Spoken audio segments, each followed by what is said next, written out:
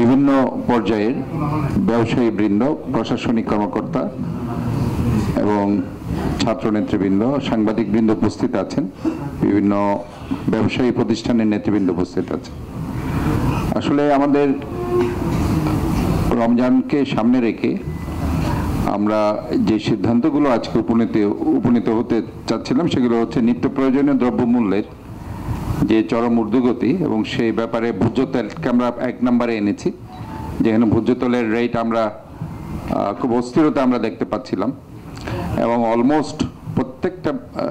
বাইরের যে দোকানগুলো সেখানে ভোজ্য তেল অলমোস্ট উধাও হয়ে গেছে। এবং কালকেও আমরা যেটা গেলাম বিবিধ খাতানগঞ্জের বিভিন্ন জায়গায়, সেখানেও আমরা দেখলাম খোলা বাজারে সেটা খোলা বোতলে বিক্রি হচ্ছে।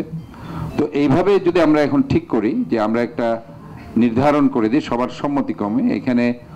যারা ইম্পোর্টার যারা আছেন আর যারা খাতুনগঞ্জের যারা ট্রেড ব্যবসায়ীর যারা প্রতিনিধিরা আছেন এবং যারা ভোক্তা অধিকার সহ বিভিন্ন পর্যায়ের যারা আছেন, সবার সর্বসম্মতিক্রমে আমরা এই সিদ্ধান্ত উপনীত হলাম, যারা ইম্পোর্টার আছে, বিশেষ করে এখানে টিকে গ্রুপ এখানে আছে, সিটি গ্রুপ আছে এবং অন্যান্য যারা আছে যাদের এখানে ডাকা হয়েছিল, এই সিদ্ধান্তটা সবার জন্যই কিন্তু অ্যাপ্লিকেবল হবে। যারা এসেছে তো তারাও, যারা আসেনি তাদের জন্য। তো এই রেটটা হবে যে প্রতি লিটার সয়াবিন তেল যেটা এখন বাজারে সংকট হয়েছে, সেটা প্রতি লিটার 153 টাকা হবে যারা আমদানিকারকদের ক্ষেত্রে, আর যারা খাতুনগঞ্জে যারা ট্রেডার্স আছে তারা সেটা 155 টাকা, আর বাইরে যেটা আপনার বাজারে খুচরা মূল্য সর্বোচ্চ 160 টাকা। এর বাইরে যদি বেশি দামে কেউ বিক্রি করে, যেটা জেলা প্রশাসক সেটা একটু আগে বলেছেন যে আমাদের টিম থাকবে, ওনাদের টিম থাকবে,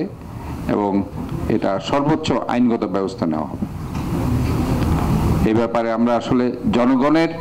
সুবিধা দেওয়ার জন্য, সাধারণ মানুষকে সুবিধা দেওয়ার জন্য যেটা যেটা করার অবশ্যই আমাদেরকে করতে হবে। আমি গতকালকেও বলেছি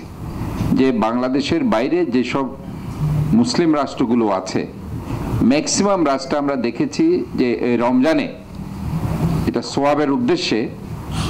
অনেক ক্ষেত্রে, ইভেন সৌদি আরবে বিনামূল্যে এগুলো দেওয়া হয়, বাট অনেক জায়গায় ভর্তুকি মূল্যে তারা নিত্য প্রয়োজনীয় দ্রব্যগুলো তেল সহ সমস্ত নিত্য প্রয়োজনীয় দ্রব্যগুলো তারা দিতে থাকে। বাট একমাত্র আমাদের দেশ, আমরা যেখানে লক্ষ্য করি সব ব্যবসায়ী না, কতিপয় কিছু ব্যবসায়ীদের কারসাজির কারণে আমরা দেখি যে রাতারাতি সমস্ত নিত্য প্রয়োজনীয় দ্রব্যগুলোর দাম বেড়ে যায়।